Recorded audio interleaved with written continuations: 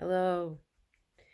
So for this video, I want to talk to you about a practical tip to awaken. I wanted to let you in on a practical tip that I used to awaken in a way that did not take a long time. It did not really, it was so simple. It didn't require me to do much of anything. It was actually more of an abstinence technique, but before you get a little bit weary, it's not what you think. So, I've actually never seen anybody else bring this up at all, honestly. So I'd love to bring it up and just be clear about it. Technique. The technique is that you stop looking in the mirror. You stop looking in your at your mirrored reflection.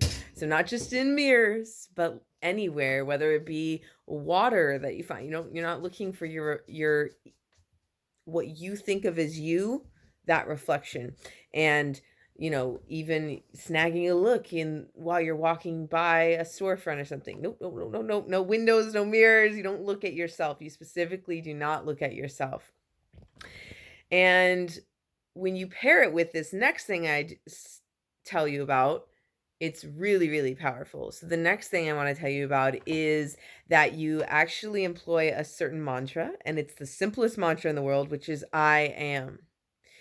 And what I've found by pairing these two together, which wasn't something I read, this was all intuitive. The mirror thing and then the I am thing came to me. The mirror thing really intuitively. The I am was influenced in large part by Joel Goldsmith, who's a spiritual writer from the early 1900s, like the 1940s kind of thing, and into the 50s, I believe, as well. Anyways, he wrote an incredible book that I never finished. I didn't even have to, because it's really like you download its consciousness, which is what he talks about a lot in the book, where it's like not important the exact words you're reading, but just that you're receiving this consciousness. And he talks a lot about the I am. And I also looked into different students of his, and one of them was saying that he would just repetitively say I am, I am, I am in meditation until it turned into I, until it turned into basically this wave of just pure consciousness. And I was just so moved by how powerful that is, and I just felt like, yeah, I am. It was this empowerment, right?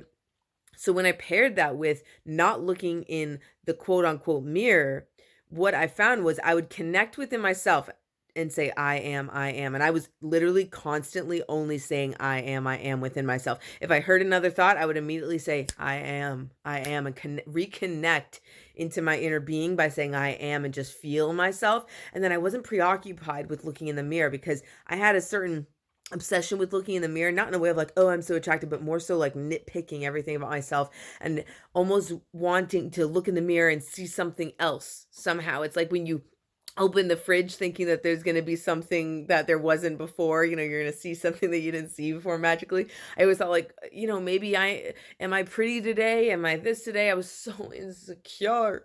If you struggle with insecurity, I want to tell you, honey, this was magic to me. I forced myself to not look in the mirror. You might say, oh, but I have a job, I have this. Well, at least do it for a couple days. I did it for about 7 days, maybe longer, but definitely 6 or 7 days, where I literally did not look at my reflection. And yes, I was a dog walker at the time, so it wasn't as important, okay? But at the same time, what you find is that even if you don't have a mirror, you can still feel how your hair is. You can still feel like you're generally, okay, I just washed my face, so it's good. I'm taking care of myself. You're not taking care of yourself, You take care of yourself, but you don't need to look at like every little thing. You can feel how your hair is for the most part, and you can just, wear it up so that you don't have to worry. Like there are ways to make it work. I would really suggest that if you struggle with insecurity or even confidence, or really just being really preoccupied by what other people think about you, and if this is you, if this is hitting home, it's maybe time for a little break from the mirror. It's a break from even on the camera on your phone, any sort of reflection of your egoic persona, of your avatar, which again, there's nothing wrong with looking in the mirror.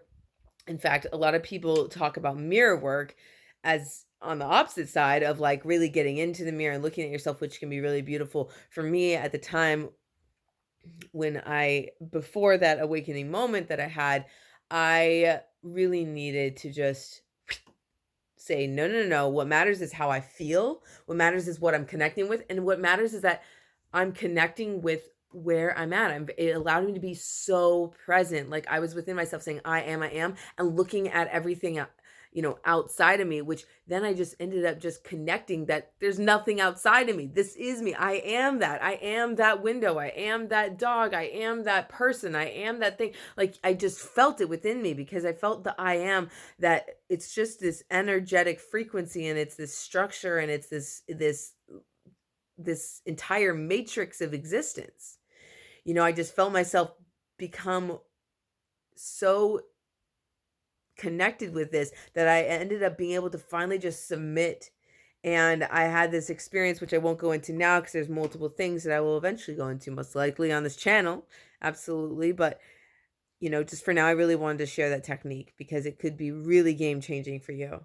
Even if you just do it on your off days, if you have like a regular job, or if you almost take time, almost like you're doing a little personal retreat, or even not, you really don't have to. And you realize, oh, it's not really that big deal. We make such a big deal about, oh, I have to look in the mirror and I have to do all these things. Well, what if you didn't? What is the worst that would happen? Would you be completely rejected if you didn't know how you looked exactly? But what if you felt amazing? And what if you were able to ricochet off of anything someone threw at you? Okay, I don't know if that made sense, but you know what I mean?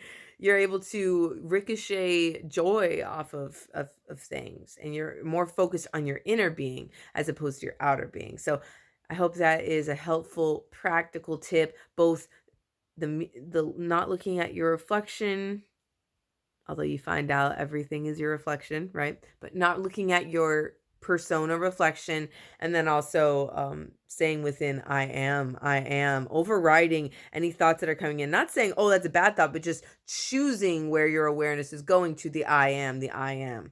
So that's an idea, and you can play with it as much as you want, but if you just stick to those two things, I can pretty much guarantee you will have many, many, many, many, many realizations. Okay? So amazing, amazing, amazing. Thank you so much. Happy awakenings.